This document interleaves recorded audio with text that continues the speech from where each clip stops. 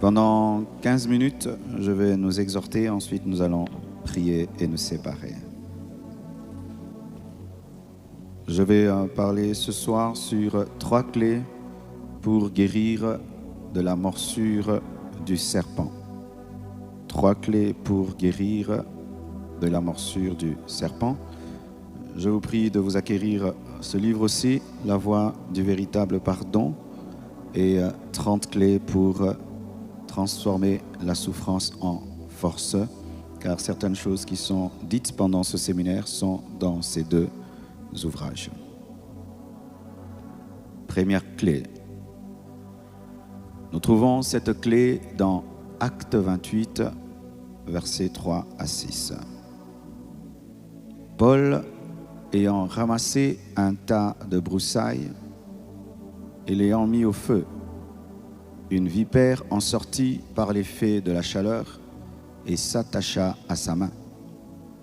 Quand les barbares virent l'animal suspendu à sa main, ils se dirent les uns aux autres: « Assurément cet homme est un meurtrier, puisque la justice n'a pas voulu le laisser vivre après qu'il a été sauvé de la mer. » Paul secoua l'animal dans le feu et ne ressentit aucun mal.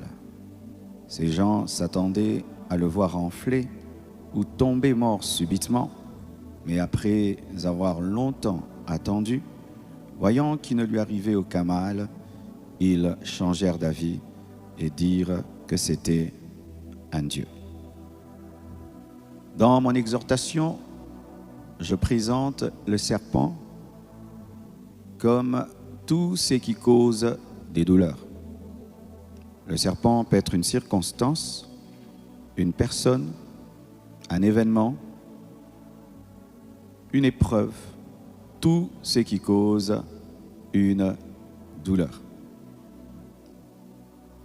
Paul est mordu par le serpent. Il vient d'un naufrage, un problème. Et il veut se chauffer. Et là encore, un autre problème s'ajoute. Il est mordu par un serpent. Le comportement normal lorsque tu es mordu par un serpent, c'est de crier, c'est de sauter, t'agiter dans tous les sens, n'est-ce pas? Mais lui reste calme. Il regarde, il est mordu et il fait quelque chose de bizarre. Il secoue le serpent et le jette dans le feu. On attend qu'il enfle ou qu'il meure et rien ne lui arrive. Pourquoi j'ai pris le serpent? Parce que le serpent, quand il te mord, il ne s'arrête pas seulement à te faire mal. Il t'injecte un venin qui entre dans ton corps, qui vient pour te tuer. Et c'est ce que vous devez savoir au sujet des blessures intérieures. Les blessures intérieures ne sont pas que des blessures, ce sont des morsures. Et des morsures de serpent. Ça veut dire que la blessure que tu as n'a pas seulement comme but de te faire mal. Elle cherche à te tuer. À te tuer. Et la mort peut être physique, parce que certains meurent après une blessure intérieure. Ça peut être psychologique. D'autres, une mort sociale. Il se sépare de tout le monde, il est dans son coin, il ne travaille plus, il ne fait plus rien. Ça peut être même une mort spirituelle. Je connais des gens, on lui a fait mal, il a abandonné Dieu. Il est rentré dans le monde. Prends au sérieux la blessure. Elle est causée par un serpent avec le but d'empoisonner ta vie et te tuer. Et des fois même, la blessure du serpent, elle est toute petite. Des fois 2 trous, c'est tout. Mais celui qui connaît un serpent te dit, attention, il faut vite te faire soigner, sinon tu vas mourir. Et des fois, c'est quelque chose qui paraît être simple, mais qui contient un poison. La première des choses, lorsque tu es blessé par un serpent, ne panique pas. Garde ton calme. Alléluia. Ne t'agite pas. Beaucoup de gens, quand ils sont blessés, s'agitent. Et quand tu t'agites, tu ne sais pas capter la méthode que Dieu veut utiliser pour te guérir. Et c'est normal qu'on soit agité, nous sommes des êtres humains, c'est normal. Une femme qui sort et qui attrape son mari avec une autre femme, c'est la morsure du serpent.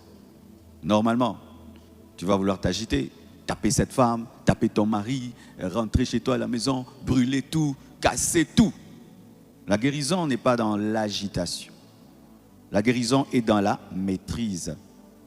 Paul s'est maîtrisé et il a compris une chose, que la priorité, c'était de détacher le serpent de sa main, de peur que le poison continue à entrer. Deuxième chose, il faut secouer le serpent. Il faut secouer le serpent. Il n'a pas secoué le serpent avec le but de jouer avec lui. Secouer le serpent, c'était l'amener à lâcher prise pour qu'il tombe dans le feu. Donc, chercher à s'en séparer. Des fois, pour être guéri, tu dois secouer le serpent. Ça veut dire, tu dois travailler à t'en séparer. Surtout les blessures régulières. Régulière, parce que si tu as un serpent à ta main tout le temps, eh bien tout le temps tu as un poison. Tu as quelqu'un dans ta vie qui te blesse tout le temps, tout le temps, tout le temps, tout le temps, tout le temps. Tu es dans un milieu qui te diminue, qui te diminue, qui te diminue, qui te diminue. Tu es dans un groupe où on ne t'honore pas, on ne t'honore pas, on ne t'honore pas. Mais tu es toujours là, tu es toujours là. On te méprise, on te méprise, on te méprise. Même Jésus ne restait pas là où on ne l'honorait pas. Tu dois apprendre à te détacher du serpent. Et il y a un terme qui est utilisé aujourd'hui, tu dois te séparer de cette relation toxique. Quand tu as un serpent à ta main, détache-toi. Alors il y a plusieurs manières de se détacher. Tu peux clairement, tu dis à la personne que moi et toi c'est fini. Dans les cadres où vous êtes dans les fiançailles par exemple, il fait que te blesser, te blesser, te blesser. Et tu dis non, c'est fini, on ne se marie plus. Sinon tu auras ce serpent à vie. Ou tu es dans un groupe WhatsApp ou tout, on te méprise, on te méprise, on te méprise. Eh bien, qu'est-ce que tu fais? Tu quittes ce groupe WhatsApp, même si WhatsApp dit, il a quitté le groupe, j'ai quitté. Alléluia. Mais il y a une autre manière de se détacher. C'est que tu n'attends plus rien de lui. Amen. C'est dire que tu n'attends plus. C'est dire que attendre l'amour de quelqu'un et ne pas le recevoir blesse. Attendre le respect de quelqu'un et ne pas le recevoir blesse. Attendre l'aide de quelqu'un et ne pas le recevoir blesse. Alors si tu ne veux pas être blessé, n'attends plus rien de la personne. Alléluia. Si elle t'aime, si elle ne t'aime pas, elle te soutient, elle t'aide pas, ça ne te fait plus rien parce que tu as secoué le serpent dans le feu. C'est-à-dire tu n'attends plus rien de la personne. Parce que nos blessures proviennent souvent des attentes. Des attentes. Quand tu as trop d'attentes envers quelqu'un, tu es blessé. Tu vas te rendre compte de ceci. Que les personnes qui ne sont pas très importantes dans ta vie ne te blessent pas facilement. Ce sont les personnes importantes qui nous blessent. Pourquoi? Parce que tu as des attentes. Tu t'attends à du respect, à de l'amour. Si je sors là, le monsieur en face ne me salue pas, ça ne me fait rien. Mais si quelqu'un que j'aime, que je respecte ne me salue pas, ça me touche. Les attentes créent des blessures. Alors si tu t'attends souvent, et souvent, et souvent, et souvent à quelque chose de quelqu'un, mais cette attente te blesse, secoue, sépare-toi, détache-toi. Il faut beaucoup de force pour se détacher. Il faut beaucoup de force pour se détacher. Il y a des gens qui sont tellement faibles, qui continuent toujours à s'attacher à des personnes qui les découragent, les méprisent, les rabaissent, sont dans une dépendance émotionnelle et tu attends un amour qui n'arrivera jamais, un respect qui n'arrivera jamais, des encouragements qui n'arriveront jamais. Aie la force de te séparer à temps sans haïr. Je dis toujours, Dieu nous donne le droit de choisir nos amis, mais nous impose d'aimer tout homme. Je dois aimer tout homme, mais je ne suis pas obligé d'avoir tout homme comme ami. Et donc, quelqu'un peut être dans ta vie comme un ami, mais tu sens qu'il ne se comporte pas comme un ami, au contraire, il ne fait que te blesser, tu le ramènes dans la zone des créatures de Dieu, un frère de l'église, une sœur de l'église, mais plus un ami. Tu dois protéger ton cœur. La Bible dit, garde ton cœur plus que tout, parce que de lui sortent les forces de la vie. Tu vois comment tu gardes ton coffre-fort? C'est ainsi que tu dois garder ton cœur. Et tous ceux qui ont accès facilement à ton cœur doivent être tamisés. Et si quelqu'un a accès à ton cœur pour te blesser, te décourager, il faut l'enlever. Il peut même des fois continuer à parler, ça entre là, ça sort là. Tu ne prends plus au sérieux, en considération ses avis. Tu ne lui donnes plus la place qu'il avait. Tu secoues le serpent. Alléluia. Troisièmement, il faut mépriser le serpent ou mépriser la morsure du serpent. C'est écrit dans la Bible, lorsque Jésus-Christ était à la croix, la Bible dit qu'il a méprisé la honte. Il est nu à la croix, mais il a méprisé d'être le roi, le Seigneur nu sur une croix. Lorsque tu méprises la honte ne te fait plus honte. Alléluia. Par exemple, tu échoues à l'école. Tu es le dernier de la classe. C'est honteux, n'est-ce pas? Mais si tu te moques de toi-même, d'être dernier de la classe, tu n'auras pas trop mal lorsqu'on va dire que tu es dernier de la classe parce que toi-même tu l'as dit. Alléluia. C'est lorsque tu fais l'effort de ne pas aggraver la situation. Paul pouvait aggraver la situation. Je suis sauvé d'un naufrage et encore un serpent. Mais qu'est-ce qui m'arrive? Qu'est-ce qui m'arrive? Des malheurs sur des malheurs? Non. Il a secoué le serpent, a jeté. Alléluia. Il a refusé de se comporter humainement et d'avoir une attitude conforme à sa situation. Il ne s'est pas comporté comme était sa situation. C'est comme si c'était une corde qu'il avait à la main alors que c'était un serpent. Tu es blessé parce que tu aggraves les situations. On guérit lorsque on minimise les situations. Aggraver une situation empire la maladie. Aggraver une situation empire la maladie. Exemple, ta propre mère t'insulte. C'est grave, n'est-ce pas? Alors si tu vas, tu penses, vraiment maman, comment maman peut me dire ça? Comment maman peut me dire ça? Vraiment ma maman, même mes amis ne me disent pas ça, mais ma maman, tu es en train d'aggraver la situation. Mais si tu dis, ça arrive à toutes les mamans de se fâcher, de temps en temps, elle lance des paroles. D'ailleurs, la voisine l'a aussi fait de même à sa fille. Je ne suis pas la première ni la dernière. Tu minimises, tu as secoué le serpent. Lorsque tu es je les appelle dramaturges, les gens qui aiment aggraver leur situation, ta plaie ne guérira pas. Lorsque tu es quelqu'un qui aggrave ta situation, ta plaie va s'élargir. Lorsque j'ai une petite plaie, et je la gratte, et je la gratte, et je la gratte, qu'est-ce qui se passe? Elle grandit, n'est-ce pas? Mais lorsque tu ne la touches pas, qu'est-ce qui se passe? La cicatrisation est plus facile. Mais lorsque tu la grattes, elle va s'agrandir. Arrêtez de gratter vos plaies. Arrêtez de gratter vos plaies, de les ruminer, de les ruminer, de les ruminer, de les ruminer et de les ruminer encore. Arrêtez de le faire. Arrêtez de le faire. Tu perds quelqu'un, tu mets ses photos partout. Eh bien, tu es en train de gratter la plaie, Ne pas paniquer. Secouer le serpent, mépriser l'ignominie, n'est pas aggraver la situation. Une autre chose, Paul, après avoir secoué le serpent, il a continué sa vie. Il a continué à servir Dieu. Il s'est préparé à sa mission. Il faut continuer ta route. Continuer ta route. Continuer la route permet la guérison.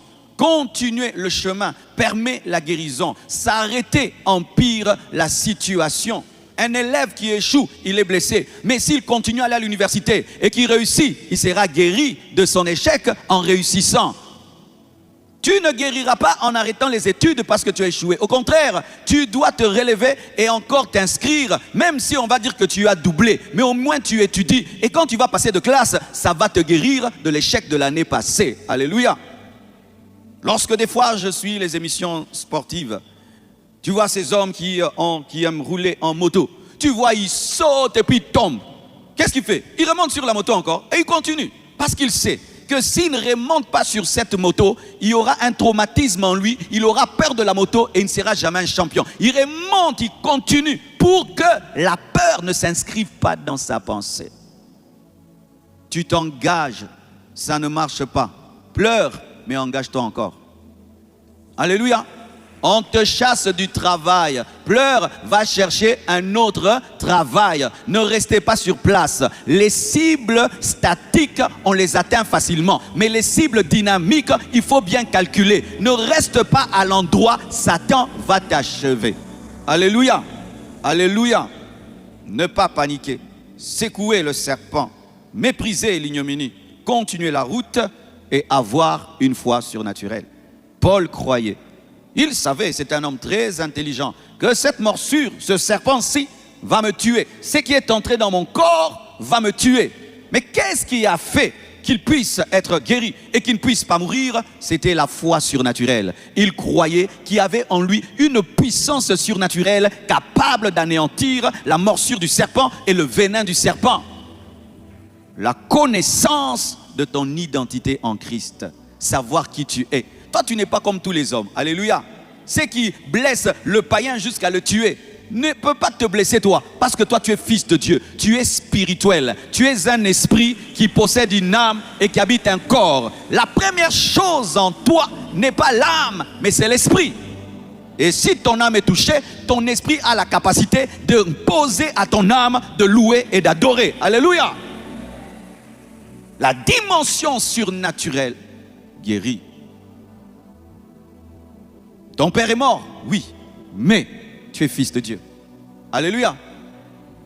Tu as échoué, oui, mais Christ est en toi. On t'a déçu, oui, mais Dieu est toujours là. Alléluia. La dimension surnaturelle, spirituelle, permet la guérison. Lorsqu'une plaie vient dans nos vies, elle a toujours tendance à nous faire oublier la dimension spirituelle. Pour que nous soyons des chrétiens, mais qui pleurent comme des païens. La Bible nous dit que nous ne devons pas pleurer comme des païens, parce que nous sommes surnaturels. Le chrétien ne vit pas l'échec comme un païen. Le chrétien ne vit pas une déception comme un païen. Un païen est déçu, il pense se suicider, mais pas un chrétien. Alléluia. Un chrétien, tu ne peux pas te suicider parce qu'une fille t'a dit non. Mais vraiment, il faut te bétate et bembenayo bambata. Alléluia. Un chrétien, une fille te dit non, tu ne manges plus, tu ne manges plus. Mange, va prêcher, mange, va prêcher. Mange, va prêcher, mange, va prêcher. Les païens peuvent faire ça parce que eux adorent la femme, adorent l'homme, mais nous adorons Jésus. Ta dimension spirituelle permet la guérison des blessures. Mais si tu es un chrétien charnel, mondain, tu pleureras comme les païens. Le problème, c'est que les chrétiens, ils s'appellent chrétiens, mais face au problème, tu vois que ce sont des païens. Ils se comportent comme des païens. Leur dimension spirituelle ne les aide en rien du tout. La dimension spirituelle que tu as ne t'aide pas seulement à beaucoup prier. Non, ça t'aide à affronter les chocs de la vie. Ça t'aide à affronter les chocs de la vie. Ça t'aide à affronter les chocs de la vie. Le pare-choc que tu as au niveau de ta voiture, ce n'est pas seulement pour la beauté de la voiture, c'est vraiment un pare-choc. Ça s'appelle pare-choc pour les chocs.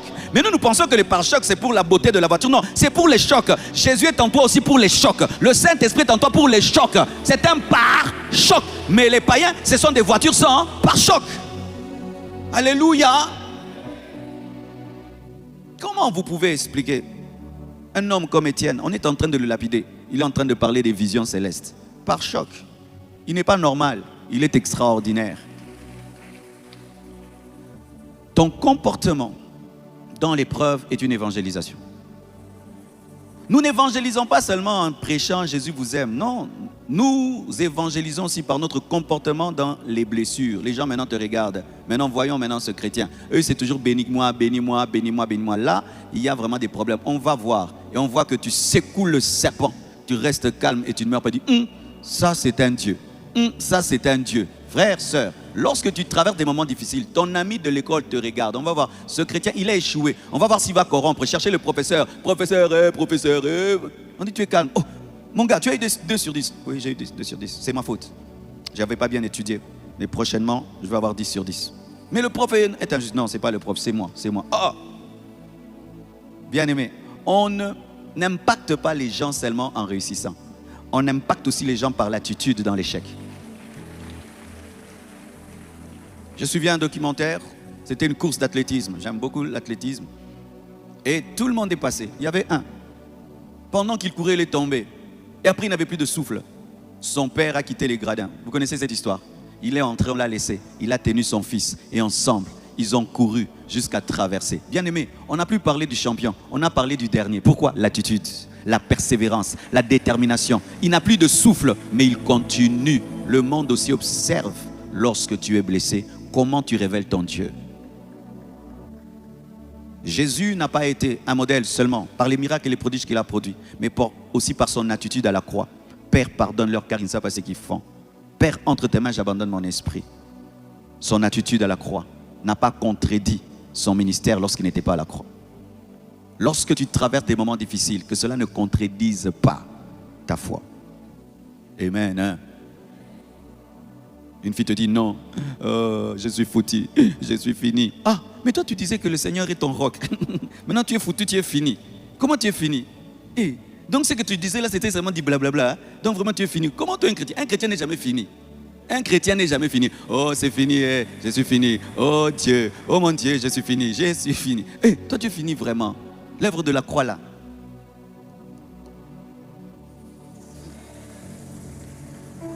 Deuxième clé pour vaincre la morsure du serpent. Genèse 3, verset 15. Je mettrai inimitié entre toi et la femme, entre ta postérité et sa postérité. Non, ça, je vais te donner ça comme troisième clé. Je sens qu'il y a quelque chose dedans. J'échange. Deuxième clé, j'échange. La troisième clé devient la deuxième, la troisième. Ça, c'est l'homélétique. Dans la prédication, il faut aller crescendo. Donc, tu prends le simple et puis tu sens là-bas, c'est là que tu gardes à la fin. Car il faut toujours bien finir. I feel something in this. Nombre 21, versets 4 à 9. Ils partirent de la montagne de Hor par le chemin de la mer Rouge pour contourner le pays d'Édom. Le peuple s'impatienta en route et parla contre Dieu et contre Moïse. Pourquoi nous avez-vous fait monter hors d'Égypte pour que nous mourions dans le désert? Car il n'y a point de pain et il n'y a point d'eau. Et notre âme est dégoûtée de cette misérable nourriture. Alors l'Éternel envoya contre le peuple des serpents brûlants. Ils mordirent le peuple et il mourut beaucoup de gens en Israël. Le peuple vint à Moïse et dit, nous avons péché, car nous avons parlé contre l'Éternel et contre toi. Prie l'Éternel afin qu'il éloigne de nous ces serpents. Moïse pria pour le peuple. L'Éternel dit à Moïse, fais-toi un serpent brûlant et place-le sur une perche. Quiconque aura été mordu et le regardera conservera la vie. Moïse fit un serpent d'airain et le plaça sur une perche, et quiconque avait été mordu par un serpent et regardait le serpent d'airain conservait la vie. Et la Bible nous dit dans Jean, de la même manière que Moïse éleva le serpent d'airain, le Fils de l'homme sera élevé. Cela a été une préfiguration, une prophétie de la croix. Alléluia. Avant d'entrer en profondeur, j'aimerais parler de l'origine de ces serpents brûlants dans le désert. Ils ont été produits par les murmures, par l'ingratitude et par la rébellion. La rébellion engendre des serpents. Les murmures engendrent les serpents. L'ingratitude engendre les serpents. Quand Dieu te donne quelque chose, même si ce n'est pas beaucoup, ne murmure jamais. Alléluia. Ils ont murmuré à cause de la manne. Ça, c'est quelle nourriture? Une nourriture qui vient de Dieu. Mais ils ont murmuré et Dieu a envoyé des serpents. Quand même Dieu te donne peu, prends ça avec action de grâce. Si Dieu te donne 10 $, rends grâce. Dieu te donne un pantalon, rends grâce. Dieu te donne une moto, rends grâce. Dieu te donne une maison, salon, chambre, rends grâce. Dieu te donne un salaire de 100 $, rends grâce. Ne mangez jamais la nourriture de Dieu en murmurant, ça engendre des serpents. Alléluia, ça engendre des serpents. Les gens qui murmurent engendrent des serpents. C'est vrai que ce ne sont pas des omelettes, mais ozalaki nango, comme on dit en français, ozalaki nango, ulkwanayo. Tu es dans le désert, on t'envoie quand même le pain. Bénis Dieu, non? Alléluia. Bénis Dieu. Est-ce que tu avais ça? Tu finis le jeûne, tu n'as qu'un pain. Bénis Dieu pour le pain. Alléluia. Ne mange pas le pain en murmurant.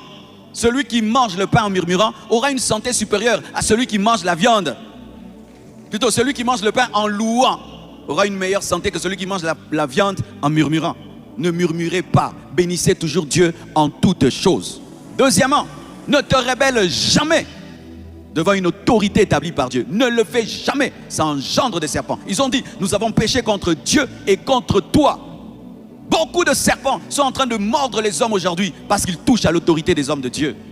Aujourd'hui, toucher les hommes de Dieu est devenu un sport national au Congo. Ne le faites pas. Pas seulement votre pasteur, tout homme de Dieu, ne touchez pas. Alléluia. Ne touchez aucun homme de Dieu. Laisse-le avec son Dieu. Si son Dieu le frappera, qu'il le frappe. Mais toi, ne touche pas à Moïse. Ils ont parlé contre Moïse. Ils ont parlé contre Dieu. Ils ont méprisé le pain que Dieu donnait. Et Dieu envoie le serpent. Et ces serpents, c'était des serpents brûlants. Que veut dire serpent brûlant? On les appelait serpents brûlants parce que leur morsure causait une chaleur, une fièvre intense.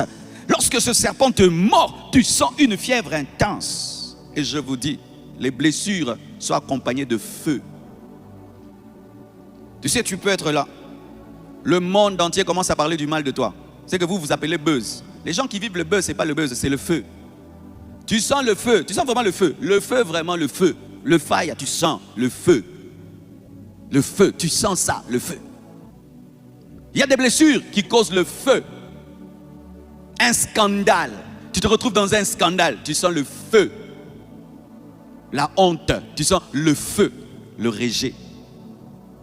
Ou une insulte publique. Je suis sur cette chaire, je te cite ton nom, je commence à t'insulter. Tu vas sentir le feu. Tu vas sentir vraiment, sur ta chaise, tu vas sentir vraiment le feu, le feu, le feu. Un jour, tu as eu une expérience bizarre par une blessure. Certains même, l'hypertension, ton cœur commence à battre à un niveau. Ta tête chauffe. Tu sens même le feu sortir de tes oreilles. On t'annonce une mauvaise nouvelle, tu sens que même tes intestins, tout lâche. Ou tu entends quelqu'un, il fait pipi et tout, sur place. On lui annonce une nouvelle. Quelle est cette corrélation? C'est du feu. C'est pourquoi encore, je répète, ne jouez pas avec les âmes des gens. Amen. Hein? Et apprenez aussi à annoncer aux gens les nouvelles. Il y a des gens qui... Oh, viens bien confier. Mais il y a des gens comme ça, qui annoncent des mauvaises nouvelles comme ça. Viens bien confier. Si tu ne sais pas annoncer les mauvaises nouvelles, ne les annonce pas. D'ailleurs, je crois, certains ont le ministère aussi, pas de la bonne nouvelle, des mauvaises nouvelles. Vous connaissez ces anciens dans les familles là, ce sont eux, ils t'appellent, ils te disent comment tu vas, ils t'amènent, et puis ils te disent tu vois dans la vie, des fois dans la vie, et puis dans la vie, et puis ils t'amènent, poum. Mais toi, moi n'a koufi. Ton père drayé.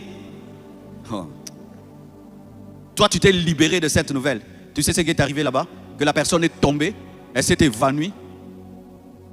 Et quelque chose pareil t'est déjà arrivé. Ou l'autre te dit, viens, j'ai à te parler. Te dit, je ne t'aime plus. Tu as annoncé à tout le monde le mariage. Tu as loué même la salle de fête. Et puis te dit, c'est fini moi et toi. Donc, même les pieds. Tu perds les pieds. Tu ne sais même pas répondre. Oh, je me souviens quand j'étais jeune, j'ai vu une fille à l'université. Elle chantait grave. Et puis j'ai dit, ah, elle, ce sera bien vraiment pour le ministère, vraiment. Et puis je lui ai parlé, moi aussi. Je l'ai invitée chez moi à la maison. Et puis je lui ai dit vraiment que je voulais l'épouser. Ah, quelle erreur j'ai faite. Je n'avais pas vérifié si elle était engagée. Avant de demander la main, il faut toujours vérifier s'il n'y a pas quelqu'un. Tu vas parler pour rien. Maintenant tu as déjà parlé, tu vas récupérer ça comment? Bien aimé, je ne vérifie pas. Et puis je lui dis tout là. Elle me regarde. Au lieu aussi qu'elle me coupe. Je dis tout. Elle me regarde. Et là, je dis, ah, quand elle va ouvrir la bouche, c'est oui ou laisse-moi prier, je te répondrai. Comme toujours les serpents. Laisse-moi prier, je te répondrai. Mais elle a déjà accepté. Mais elle va quand même prier. Elle me dit, merci, je vois que tu m'aimes beaucoup, mais je suis engagé. Hé, frère, on est au salon. Quelle gêne, quelle honte. Maintenant, tu vois, vous étiez des amis. Maintenant, toi, tu as amené les choses à Liba, à Nakati. Ça fait bizarre. Maintenant, tu te dis, tu vas sortir de cette situation. Comment? D'autres, tu commences à l'insulter. Yo. D'ailleurs, c'est pas blague, c'est blague. Ah.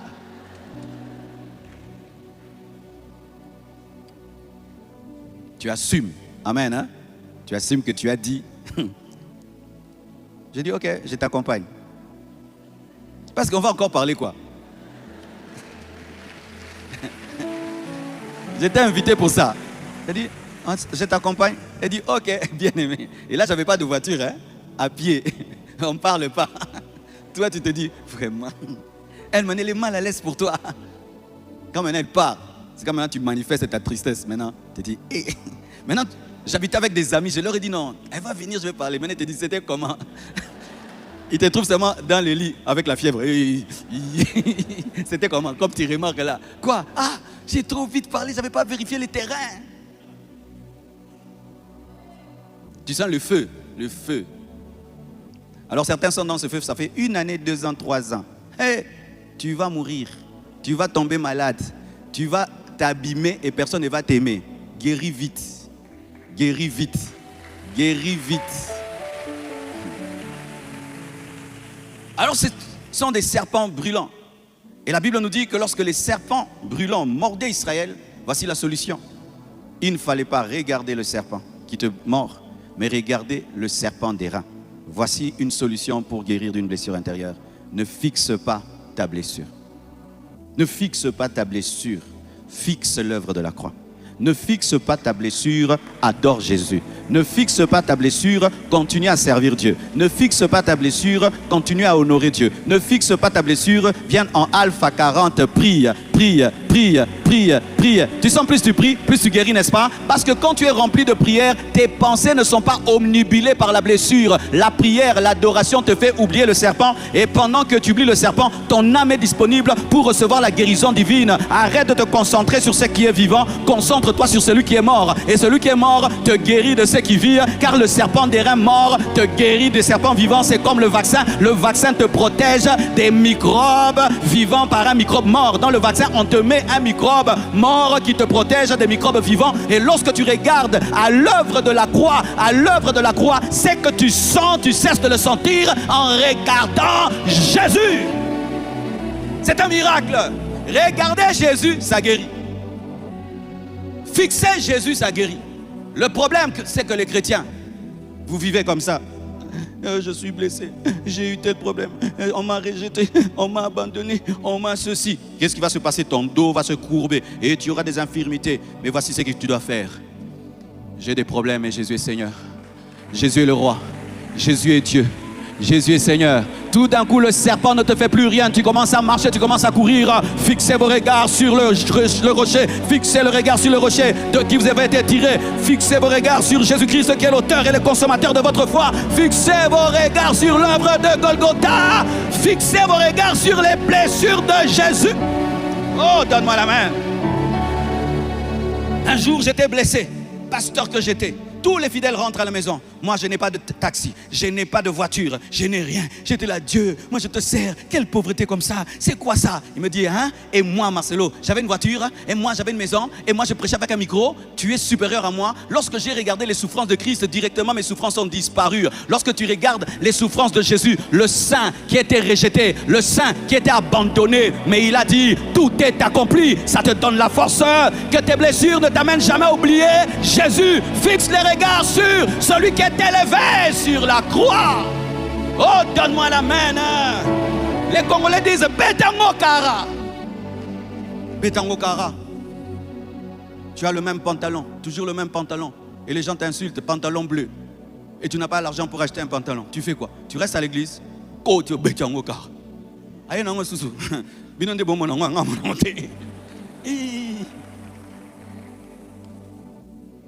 Cesse de te fixer sur tes blessures. Regarde à celui qui est mort pour toi. Regarde à celui qui revient bientôt. Regarde à Jésus-Christ. Et il y aura un transfert de son œuvre sur toi et tu seras guéri. Alléluia. Ne prends pas un bâton pour tuer les serpents. Il ne te demande pas de tuer les serpents avec un bâton. Il te dit de les tuer avec un regard. Des fois, tu prends le bâton. Tu m'as fait le mal, moi aussi je vais te rendre le mal. Tu vas être blessé davantage comme je l'ai prêché hier. Une blessure que tu fais à quelqu'un qui t'a blessé agrandit ta blessure. Arrêtez de prendre les bâtons contre les serpents. Il n'a pas dit de prendre les bâtons, il a dit de regarder le serpent des reins.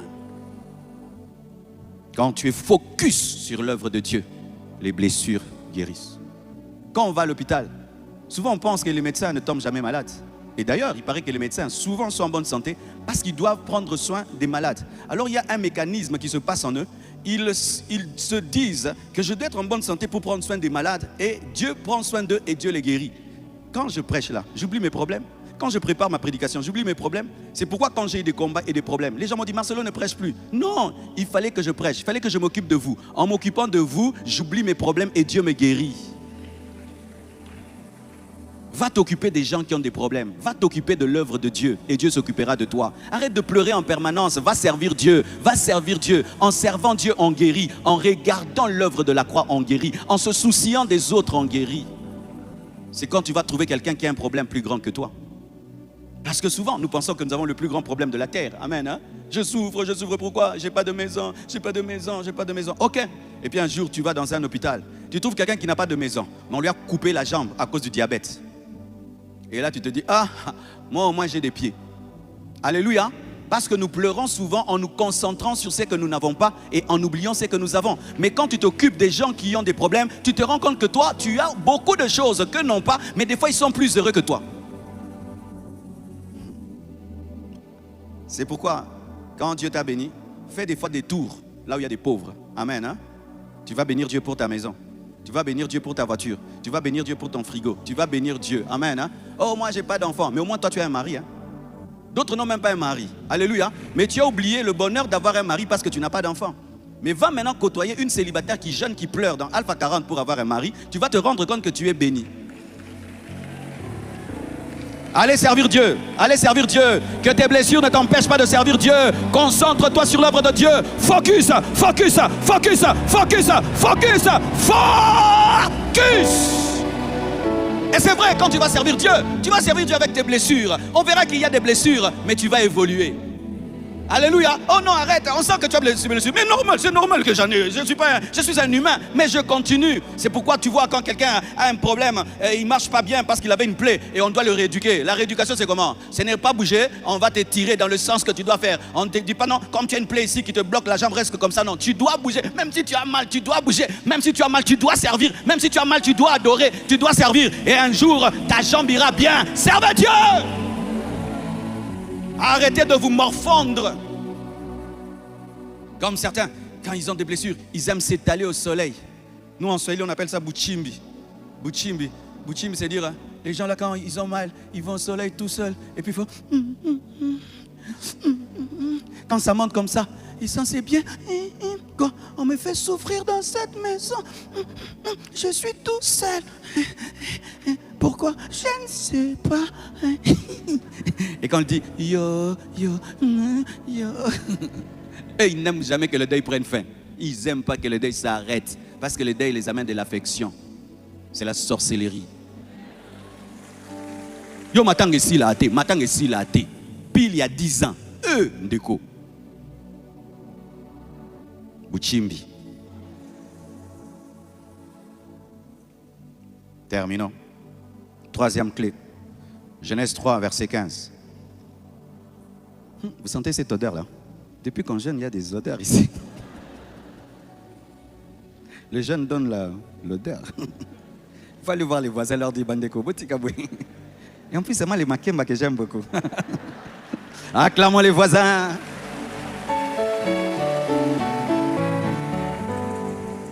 Tu as ri. C'est important que tu ris. Rire, ça guérit. Oui, rire, ça guérit. Ça guérit. Il y a des gens qui n'aiment pas rire. Oh. Oh. Pourquoi je vais rire? J'ai des problèmes. Moi, je ne ris pas. Tu as déjà ri. Genèse 3, verset 15. Je mettrai inimitié entre toi et la femme, entre ta postérité et sa postérité. Celle-ci t'écrasera la tête et tu lui mordras le talon. Genèse 3, verset 15. La femme pêche. Elle mange le fruit et le donne à son mari. Dieu frappe la femme et lui promet qu'elle va enfanter avec douleur. Maudit le serpent et maudit l'homme. Et il précise, et il dit au serpent, que la postérité de la femme t'écrasera la tête et toi tu lui mordras le talon. C'était une prophétie sur Jésus qui est la postérité de la femme, qui écrasera la tête de Satan, le serpent. Mais lorsqu'il écrasera la tête de Satan, le serpent aussi le mordra.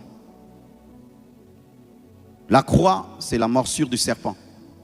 La croix de Jésus, c'est la morsure du serpent prophétisée dans Genèse. Comment Jésus a été guéri de cette blessure? Parce que nous le voyons après, il vient, il présente ses blessures à Thomas. Il dit, touche. Si tu dis aux gens de toucher tes blessures, donc tu n'as plus mal, touche. Comment il a pu être guéri de cette blessure du serpent?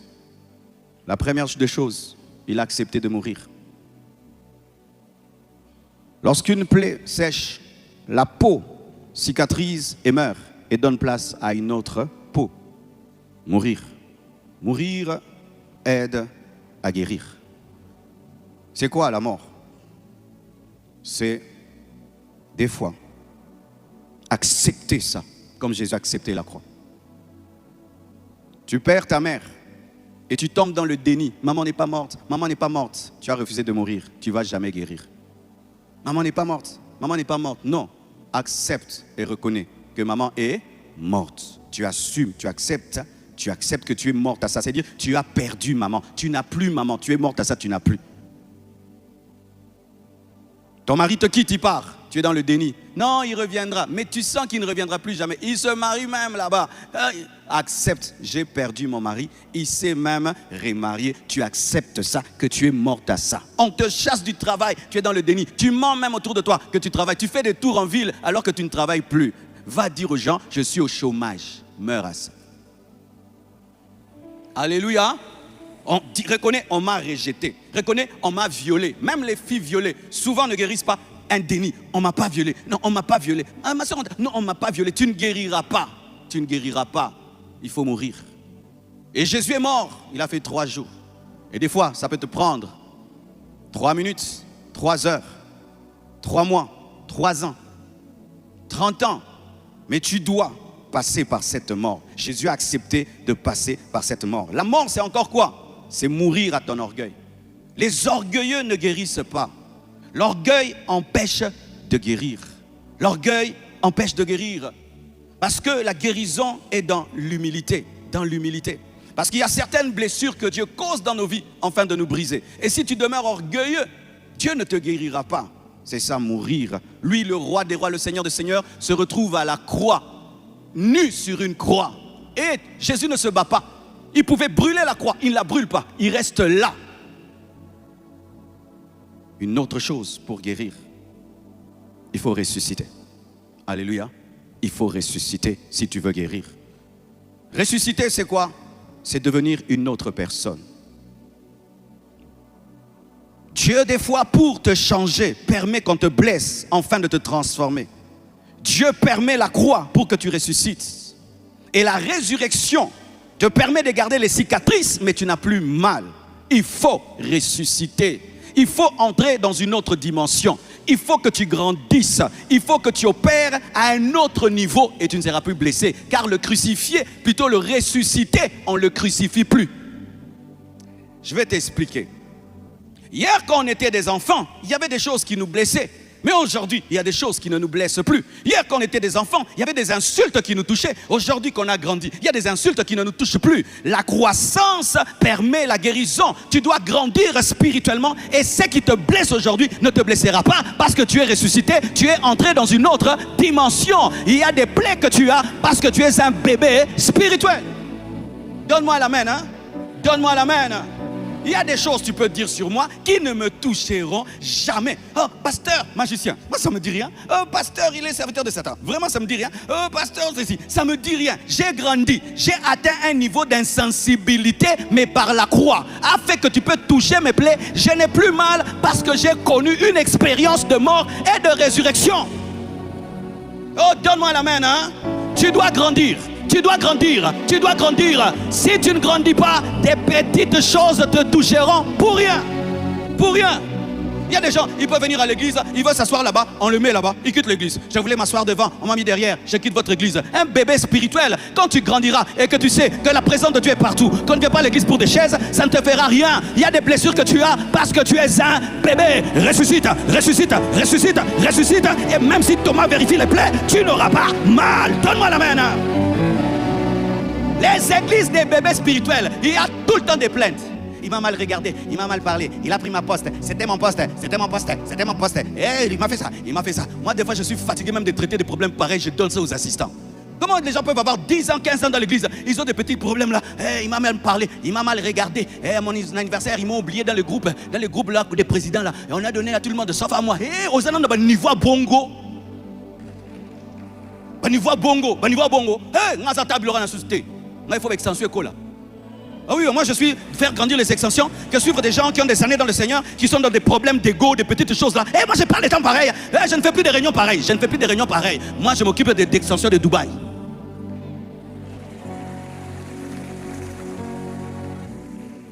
Alléluia. Pasteur, pourquoi tu as fait le compliment à celui-là, pas à moi? J'étais oublié. Parce que j'ai une tête. J'oublie, j'ai oublié. Pourquoi la chorale, quand elle a chanté, tu as glorifié la chorale du dimanche. Nous, on a chanté, tu n'as rien dit, donc c'était pas bien. Vous chantez pour moi. Le jour où j'ai dit, j'ai dit. Le jour où je dis pas, vous chantez pas pour moi. Chaque fois que vous allez chanter, c'est dire powerful, powerful. Donc vous avez besoin que je dise powerful pour chanter. Amen, hein? 19e siècle, qui continue dans ce ça. Lorsque quelqu'un ressuscite, il habite toujours les tombeaux, il déménage. Des fois, pour guérir, il faut déménager. Déménager, vraiment de déménager. Tu quittes Loukoui là, tu vas à Loubefou. Tu quittes Loukoui là, tu vas à Loubefou. Il y a certains pour guérir, tu changes de milieu, tu changes de quartier. Surtout ces quartiers-là, des gens médiocres qui ne font que critiquer tout le temps les gens. Tu t'habilles bien, ils critiquent. Tu prépares ceci, ils critiquent. Qui sont jaloux tout le temps, qui sont dans des complexes. Déménage. Va chercher même une petite maison dans des quartiers, des gens qui ont des visions, qui n'ont pas le temps de s'occuper de la vie des autres et qui sont concentrés sur leur vie. Quitte. Il y a des milieux qu'il faut quitter. Lorsqu'on ressuscite, on n'habite plus le tombeau. Jésus est ressuscité, il est sorti du tombeau et maintenant il est à la droite de Dieu le Père. Donne-moi la main. Déménage. Change même d'école. On blesse tes enfants dans une école, tu les changes d'école. Ah oui, moi tu insultes seulement mon enfant à l'école là, il quitte l'école. Je ne paye pas le Minerval pour qu'on ajoute les insultes à mon enfant. Il y a des milieux qu'il faut quitter. Tu ne viens plus. Oh, pourquoi tu ne viens plus? Pour faire quoi? Pour que tu me blesser? Moi je suis un preaching ball. Quand tu es énervé, c'est moi. Quand tu es complexé, c'est moi. Je ne viens plus. Il y a des milliers de pasteurs, tu quittes. Des milliers d'années, tu quittes. Tu quittes, vraiment, tu quittes. On t'invite, tu ne vas plus. Oui, tu ne vas plus. Je ne veux pas répondre à une invitation pour que tu m'humilies dans ton église. Est-ce que moi, je manque à prêcher? Fais dans l'église, non. Il faut se l'avoir en ministère. Hein? Quelqu'un t'invite à prêcher dans son église, il te diminue. Tu reviens faire quoi? Non, tu t'occupes de tes âmes, tu prêches. J'ai beaucoup de choses à faire. Et prêcher dans une église, ce n'est pas une grâce. Des fois, c'est un dérangement. Parce que tu quittes l'église que tu paies, tu coupes un séminaire, tu prends un avion avec les dangers là-bas. Quand quelqu'un prend un avion, il vient prêcher dans ton église, tu dois l'honorer. Parce qu'il a risqué sa vie en prêchant chez toi. Cessez d'aller dans des endroits où on ne vous honore pas. À moins que Dieu t'a dit d'y aller. Oui, la Bible dit si tu vas, et on ne vous reçoit pas, qu'est-ce que tu fais? Popo la makolo, kende. Dieu a utilisé Jésus, là on l'a reçu. Là on l'a honoré. Frère, nous allons là, on ne nous honore pas par mission. Mais dans ta vie, entoure-toi des gens qui t'honorent, des gens qui te célèbrent, des gens qui te glorifient. Ah oui. Oh, donne-moi la main, hein. Tu dois quitter certains milieux. Il y a des endroits où tu ne dois plus aller. Tu dois déménager. Tu dois devenir quelqu'un d'autre. C'est-à-dire tu dois devenir quelqu'un, on ne sait plus comment tu fonctionnes. Tu vois les anciens téléphones, si tu étais habitué aux anciens téléphones, on te donne les nouveaux là. Tu ne vas plus savoir parce que c'est les téléphones, mais c'est un autre téléphone. Et tu deviens quelqu'un d'autre. On fait ça, ça ne te touche plus. On te dit ça, ça ne t'attire plus. Maintenant, tu es devenu quoi? Je suis ressuscité. Maintenant, je marche dans les airs. Je traverse les murs. Ce n'est plus le même Jésus. Tu ne peux plus m'attraper. Judas, tu ne peux plus m'attraper. Pierre, tu ne peux plus. Alléluia! Tu dois devenir une autre personne. Une autre personne. Où on te connaissait. Lui, si tu lui parles comme ça, il va pleurer. En part, tu pleures plus. Si on te dit ça, tu te décourages. On fait ça, ça te décourage plus. Côté esprit. Au côté ici. On t'a blessé à l'école pendant les vacances. Tu télécharges un autre logiciel. Quand il rentre, quelqu'un d'autre. On essaie, tu dis, ne jouez plus avec moi. C'est la dernière fois. Et des fois, on te blesse parce que tu n'as pas de personnalité. Oui, on te blesse parce que tu ne pèses pas. Les gens qui pèsent, on dose les paroles. Tu vas voir, quand tu appelles quelqu'un, yo, Nénin, bien. Pourquoi tu changes de voix? Parce que tu sais que l'autre là-bas, il ne supporte pas les bêtises. Tu doses la voix en fonction du respect qu'il réclame. Vrai ou faux? Une fois, j'ai appelé une sœur, sans dire que c'était moi. Allô? Oui, vous c'est qui? Hein? Qui vous a donné mon numéro? Et puis j'ai dit, c'est le pasteur, mon soeur. Pasteur! J'ai dit, ma soeur, toi tu parles aux gens comme ça, hein? Oh non, je ne savais pas que c'était vous. Pourquoi elle a modifié? Parce que si moi elle me parlait comme ça, j'allais couper. Et je coupe. Et moi je t'appelle, tu me manques de respect, je coupe. Et je coupe, et je vais couper. Je coupe. Pourquoi je vais perdre mes unités? Je coupe. On te blesse parce que tu es blessamable.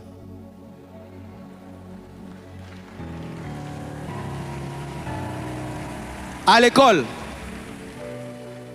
on provoquait qui? Celui qui pleure toujours, vrai ou faux? Regarde sa culotte, regarde son boogie, regarde, arrêtez, on va encore. Mais celui-là, quand vous l'insultez, il rigole. Est-ce qu'on continue? Continue pas. Tu es tellement sensible que tu attires les blessures. Tu es tellement fragile que les blessures te cherchent. Ils sentent que ici. Mais il y a d'autres, quand tu le sens, c'est moi, tu dis, ça ne sert à rien. Rien ne va les toucher. Ressuscite, deviens un autre homme. Change de milieu. Change des amis. Et si c'est ton mari qui te blesse toujours, et il n'y a pas moyen de divorcer, change ton mari et change. C'est-à-dire, tu l'appelles. Tu dis, j'ai supporté tel comportement et tel comportement, mais ça, je ne supporte plus. Donc, si tu veux me parler, ne me parle plus à ce ton-là. J'aime pas quand tu me gueules en public et tu me corriges devant les gens et tu profites qu'il y ait tout le monde pour me dire que j'ai mal fait. Si tu as des choses à me dire, tu me dis dans la chambre. Mais en public, vraiment, je ne supporte plus.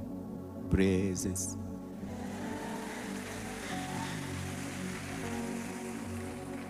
Oui, on fait ça. Ou tu appelles ta femme. Tu dis, j'aime pas le ton de ta voix. Comment? La manière dont tu viens de parler comme ça. C'est comment? Oui, ça, j'aime pas. Oh, c'est comment? C'est vraiment comme tu dis là. Non. Alléluia. Apprenez à faire ça. Vaut mieux avoir peu de personnes dans ta vie qui gardent ton cœur que beaucoup qui ne font que te blesser. Vaut mieux avoir quelques relations qui t'honorent que beaucoup qui ne servent à rien. Au contraire, qui sont là pour te tirer vers le bas.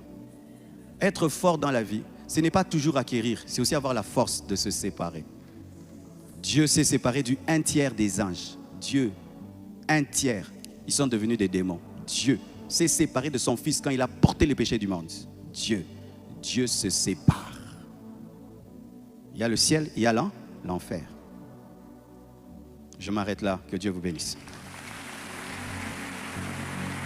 Nous allons apporter nos offrandes dans la joie. Et pendant qu'on apporte les offrandes, voici l'annonce. Demain, nous sommes là, de 17h à 19h30. Persévérons, ne viens pas seul, ne lâche pas, va jusqu'au bout. Ne partez pas sans donner vos offrandes, sans bénir la parole, sans faire la totalité de votre culte.